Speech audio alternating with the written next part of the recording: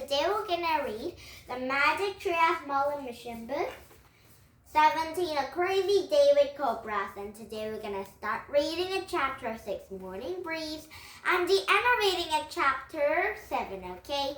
And now, all ready to read this one book with a lot of stories, and now here we go!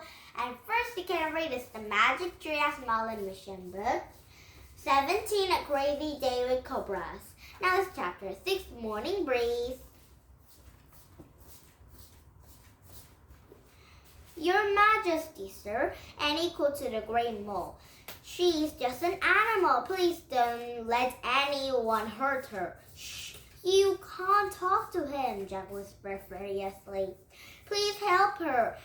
And he said to the Great Mole, she doesn't know how great you are. She doesn't know she could respect you. The Great Mole kept staring at Annie but said nothing. Don't you love animals? Jack said. The Great Mole didn't answer. Don't you love anything? Asked Annie. The ambassadors gasped, but two of the guards had grabbed Annie by her arms. No, please, he can't help it, Jack explained to the guards. And that's just the way my brother is. He can't stop himself from talking. Please tell your ruler that. The Great Mole murmured something to the bodyguard, and then he had turned and left the balcony. The guard looked scared, and he had something in the low voice to the man holding Annie. And Jack held his breath. They're going to drag her away. To his surprise, the guards let Annie go. Is the Great Mole going to punish the elephant? Annie said. No, he's not, the guard said. He's given her to you as a gift. What? Said Jack. Really? Said Jack. Oh, really? Said Annie. Given her to us as a gift? What does that mean, actually? Said Jack. It means you must take her home, said the guard. Back to your own country. Take the elephant home? Said Jack. Come with me, the guard says. Come on, Jack, Annie called as the guard had leaving the balcony and take off the elephant home. Jack had respect. The ambassadors are still gasping at him. Who are you? One of them said. Who are you from? Where are you from? Jack, ambassador from Frog Creek, said Annie. Excuse me. In a daze, he hurried after Annie and the guard. When he caught up to them, he whispered to Annie, have you lost your mind? We can't take an elephant home. We can't let her stay here either, said Annie. They'll punish her. Okay, then you can be the one who carries up to the rope ladder, said Jack. Ha ha, said Annie. That's not ha ha, said Jack. It's an ancient. Look, let's just take her out of the red fort first, said Annie. Then we'll figure out what to do first. And Jack and Annie followed the guard until they came to the edge of square in front of the hall of a public audience. Of the several guards were skirting with the elephant. They have a rope around her neck,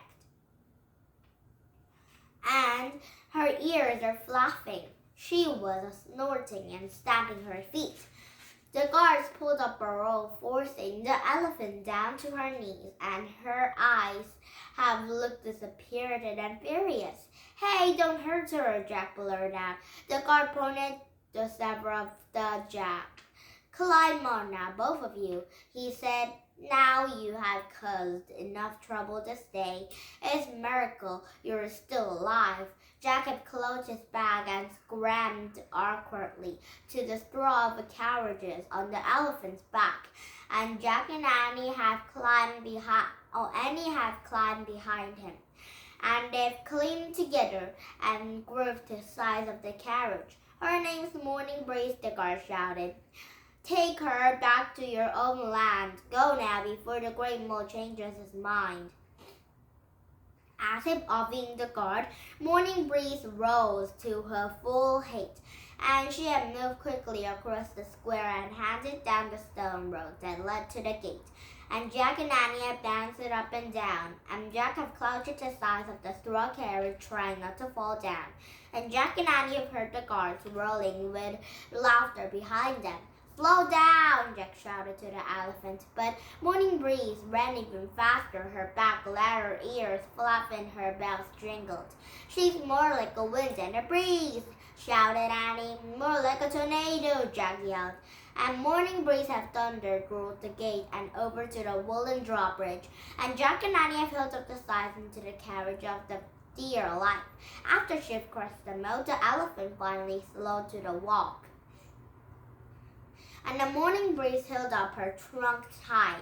She seemed to be sniffing into the hot wind, and her ears spread out if they're listening for the distant sounds. We're near the treehouse. It's right here and now of the raw trees, said Jack. We have an emerald roses.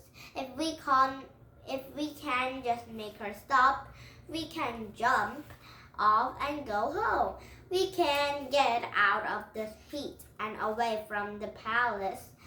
Oh, I know, said Annie. But stop, Morning Breeze, said Jack. Let us off. But what about her? Said Annie.